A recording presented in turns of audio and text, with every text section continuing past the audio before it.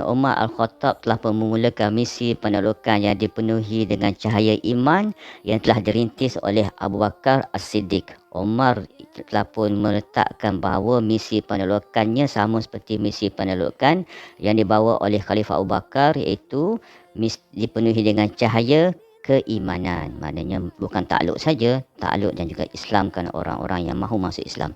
Berkat kurnia Allah dan kegigihan pahlawan-pahlawan Islam, Omar berhasil menghasilkan negara Islam yang kuat pada waktu yang cukup singkat jika dibandingkan dengan masa yang dibuat oleh raja-raja dan kaisar dalam pendudukan mereka saat itu. Sebab apa? Omar ni dia bekerja keras untuk memastikan bahawa Islam bersebar luas dan dapat bersama dengan sahabat-sahabat yang lain mereka dapat menyebarluaskan Islam dalam masa yang cukup singkat. Sebab apa? Mereka berjuang kerana cahaya keimanan, bukan berjuang kerana harta, bukan berjuang kerana pangkat. Sebab tu dia katakan bahawa apakah perbezaan di antara Umar dengan raja-raja yang sebelum yang lain, kisah Parsi ke Rom ke kan. Umar membangunkan negara dengan satu foundation yang kuat, iaitu keimanan kepada Allah.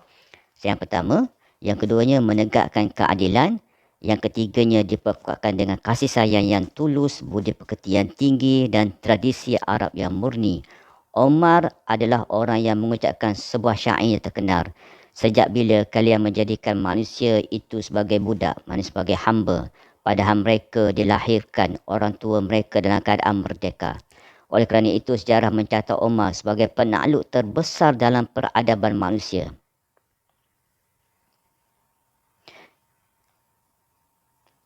Sebab itulah penaklukan yang telah dilakukan oleh Umar Al-Khattab boleh dirasakan pengaruhnya oleh seluruh bangsa di negara-negara yang ditakluki.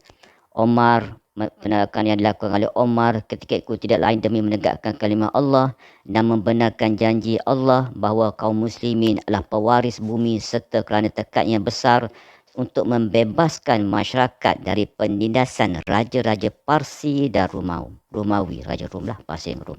Dan sekaligus mengumumkan keesaan Allah di tengah bangsa yang tertindas itu. Dia metik pada surah At-Taubah ayat 33. Huwallazi arsala rasulahu bil huda wa dinil haq liyudhhirahu 'ala ad-dini kullihi walau karihal musyrikun. Dialah yang telah mengutus rasulnya dengan petunjuk Al-Quran dan agama yang benar untuk diunggulkan atas segala agama walaupun orang-orang musyrik tidak menyukainya. Seorang lelaki telah datang pada Omar, ini bagi contoh dia bagi. Berkata, wahai Omar, berikan aku kenderaan kerana aku ingin berjihad. Omar lalu memerintahkan seorang petugasnya agar membawanya ke Baitul Mal untuk mengambil apa saja yang disuka. Di samping di Baitul Mal dipenuhi dengan emas dan perak, dia berkata, apa ini? Aku tidak memerlukannya. Aku hanya perlulah kenderaan dan bekal. Lalu dia dibawa menghadap khalifah. Mereka memberitahu khalifah tentang perkataan orang tersebut. Omar pun memerintahkannya untuk memberikan bekal dan juga haiwan tunggangan. Kemudian Omar sendiri yang mengangkat bekalannya ke atas tunggangannya, telah duduk di atas kenderaan itu, tunggangan binatang itu. Lelaki itu mengangkat tangannya lalu memuji Allah atas kurniaan kepadanya. Sementara khalifah berjalan di belakang dan berharap didoakan oleh lelaki itu. Setelah berdoa, lelaki itu berkata, ya Allah, balaslah Omar dengan kebaikan. Tengok kan pemimpin. Datang rakyat nak kenderaan untuk berjihad, dibaginya kenderaan, dibaginya haiwan. Pasal itu haiwan lah kenderaan kan. Dan juga dibaginya bekalan. Dan juga dia yang angkat sendiri. Tak ada orang yang angkat. Dia angkat. Ini menunjukkan kepada kita bahawa Umar Al-Khattab adalah pemimpin yang berjiwa rakyat. Bukan saja jiwa, tapi juga yang turun bersama dengan rakyat. Sebab itulah dia kata, Umar ini kuatnya keimanan dia sampai dia pernah berkata, demi Allah, kalau ada satu unta mati tersesat di pinggiran sungai Ifrat, aku takut Allah akan menanyakan hal itu kepada aku. Takutnya Umar dengan kesilapan-kesilapan sebagai pemerintah, takutnya dihukum oleh Allah SWT. Inilah keimanan yang pada Umar. Sebab tu dia kata, ada beberapa komentar lah yang dibagikan pada Umar kan. Dia kata kalau kita tengok komentar ni, dia kata kalau dulu bangsa Babylon, Fir'aun, Yunani, Romawi, Rom, Persia, Parsi dan juga masa tu Hulagu kan. Mereka berperang mereka ada atas orang kata nak menikmati harta dan juga ada motif-motif jahat. Tapi berbeza dengan umat Islam, ketika mereka berperanglah kerana nak membebaskan manusia daripada perhambaan sama manusia dan menuju kepada menyembah Allah yang satu. Kadang kita tengok kan, dulu bangsa Arab dia takut pada bangsa Parsi, dia takut pada utusan-utusan, dia bagi nama Al-Lakmi lah pada wakil utusan Parsi di Iraq, Al-Ghassani lah pada wakil Rum di Syam. Orang Arab lebih mengagungkan mereka sebab takut, memuji-muji mereka. Tapi bila datangnya Islam, Islam mampu membebaskan perasaan takut ini, dan Islam menjadikan bahawa umat Islam adalah umat yang disegangi dalam pemerintahan kerana mereka memerintah kerana Allah Subhanahu Wa Taala.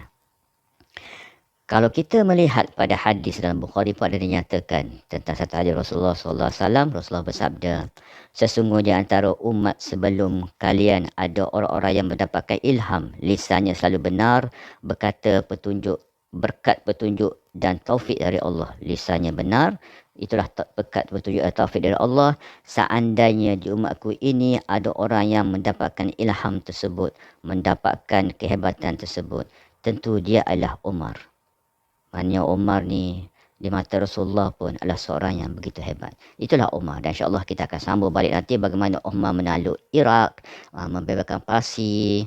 Masa-masa ni kita beritahu daripada kisah inilah sebab-sebab terjadinya sampai sekarang ada golongan Parsi yang masuk Islam tapi membenci Umar dan menyatakan bahawa Umar dalam neraka.